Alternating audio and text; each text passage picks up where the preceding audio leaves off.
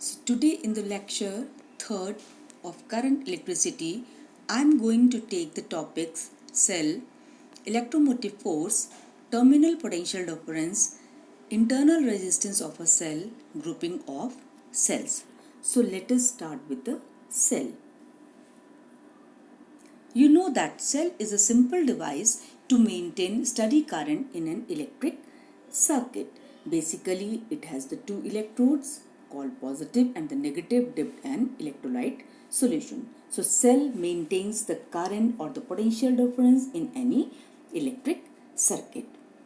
Now, cell is made up of the electrolyte. So, electrolyte of a cell, it offers a resistance to the flow of the flow of current, and this is known as the internal resistance of a cell. Now this internal resistance of a cell depends upon many factors, means its value changes. It depends upon the type of the electrolyte which we are using, that sometimes in some cells we use copper sulfate, in some cells we use ammonium chloride. So the type of the electrolyte which we are using, that will decide the internal resistance of a cell. Secondly, the concentration of electrolyte. If the electrolyte is more, solution is more concentrate, then the internal resistance of a cell will be more. Third, distance between the electrodes. Directly proportional means if the electrodes are separated largely at a larger distance, then the internal resistance will be more. Common area of electrodes dipped in electrolyte solution. That means up to which length the electrodes are dipped in the electrolytes. That will also decide the internal resistance of a cell. Then temperature of electrolyte.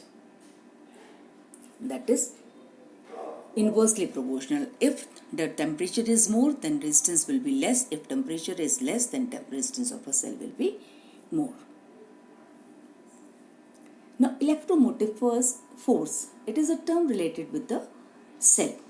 It is defined as a work done by the source in taking a unit charge once round the complete circuit. Once round the complete circuit means inside the electrolyte solution and then from outside solution circuit. So the amount of the work done in taking a unit charge is known as the electromotive force. Now electromotive force is a misnomer. It is not a force.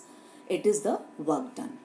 It is equal to the terminal potential difference in an open circuit. Open circuit means when no current is drawn. Its unit is volt. So EMF of a cell is said to be 1 volt if 1 joule of work is done by the cell in driving 1 coulomb round the circuit. Now terminal potential difference, that is the potential drop across the terminals of a cell when current is drawn from it. It is denoted by letter V and its unit is also volt. It can also be defined as the amount of work done in taking 1 coulomb of charge through the external circuit. So there is a difference between the EMF and the potential difference. This difference is very slight. So let us discuss the differences or the compare the EMF and the potential difference. So EMF is the maximum potential difference between the two electrodes of the cell when no current is drawn from the cell, that is when the circuit is open. So it is the maximum potential difference between the electrodes. And when the circuit is closed, then the potential difference is known as the potential difference. Now it is termed as the potential difference. So we can say that EMF is the special case of the potential difference when the circuit is open.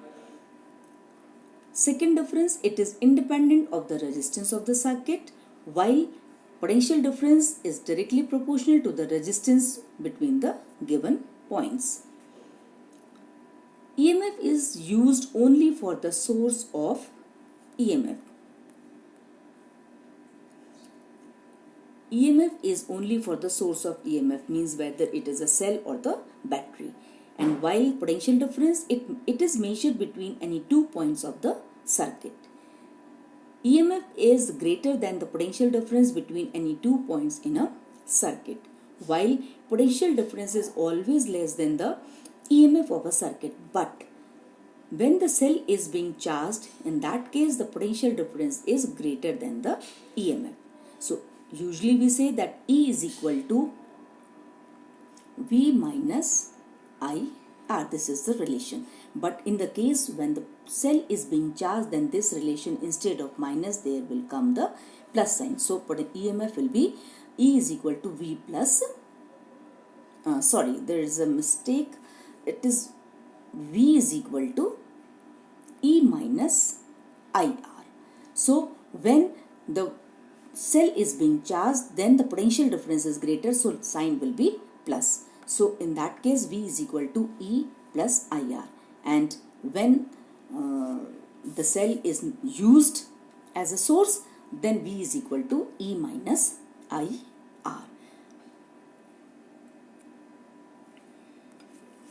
Now let us see the internal resistance of a cell in terms of E, V and R.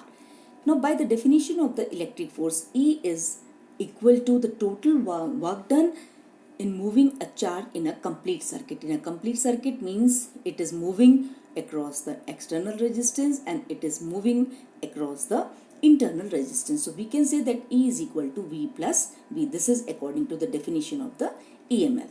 Now this small v is the potential difference across the internal resistance of a cell, that can be written as I into R. So in place of small v we can write IR. Now from here rearranging it, IR is equal to E minus V, and also we know that V is equal to IR. So dividing this equation and rearranging it, we will get this relation, that is R is equal to E upon V minus 1 into R. This is the expression by which we can get the internal resistance of a cell. In other words, we can explain that when the voltmeter is attached across the cell, in an open circuit, whatever reading will be given by the voltmeter, that will be equal to the EMF of a cell. But if the circuit is closed, then the reading of the voltmeter will be equal to the potential difference. So simply by connecting the voltmeter across the cell, we can note the EMF of the cell. Now grouping of a cell. Cell can be grouped in any manner, either in series or parallel. So let us discuss the cell of equal EMF. Here these are the three cells which are having the same EMF and the same internal resistance. They are connected in series. Series connection means the connection is end to end. So in this case, since their EMF is same, the total EMF of the battery is the sum of the individual EMF. So total EMF of all these three will be equal to, here it is three cells are shown, so 3 E will be the resultant EMF of this battery. And now the current in each of the cell is same because it is in the series. So in series the current will flow through all the cells is the same. Now internal resistance of the battery, since in series these all small r, they are connected in series, and we know that in series when the resistance are connected, then the total resistance is the addition of all these three. So here the total resistance will be equal to 3R. Now if we consider that n cells, such cells, identical cells are connected, in that case the total EMF will be equal to NE, the total resistance will be equal to NR, and the total resistance including the outside resistance, that will be equal to NR plus capital R. So the current in the circuit, current is equal to the total EMF upon the total resistance. So we can say that I is equal to NE upon NR plus R. Now here just one thing note, that if R is very smaller than NR, so we can neglect capital R in comparison to NR, then this expression will reduce to I is equal to E upon R. And I is equal to E upon R is the current even by when we using only a single cell. So if external resistance is very small in comparison to the total internal resistances, in that case the total current through the battery will be same as the current through a single cell. But if the external resistance is very large, in that case, if we connecting the cells in a series, then the current will be n times of the current due to the one cell. So the conclusion is, when internal resistance is negligible in comparison to the external resistance, then cells are connected in series to get the maximum current. Now let us discuss the series connection or the combination of the cells of different EMF and the different internal resistances. Now this is the case. Now here we have connected the two cells. One is E1 having internal resistance R1, E2 with R2. So according to the relation, V1 is equal to E1 minus IR1 and V2 is equal to E2 minus IR2. Since in series, the total potential difference will be the sum of the potential difference across first cell and the second cell. So we can say that V is equal to V1 plus V2, and here we have simplified it. We get the result E1 plus E2 minus IR1 plus R2. Now if the effective resistance of the series combination, then V is equal to E minus IR, and if we compare these two equations, then we will get E is equal to E1 plus E2, that is the effective EMF is the sum of all the EMFs, and the effective resistance, internal resistance, is the sum of all the resistance, and hence the current I effective EMF upon the total resistance, so that will be E1 plus E2 upon R plus R1 plus R2.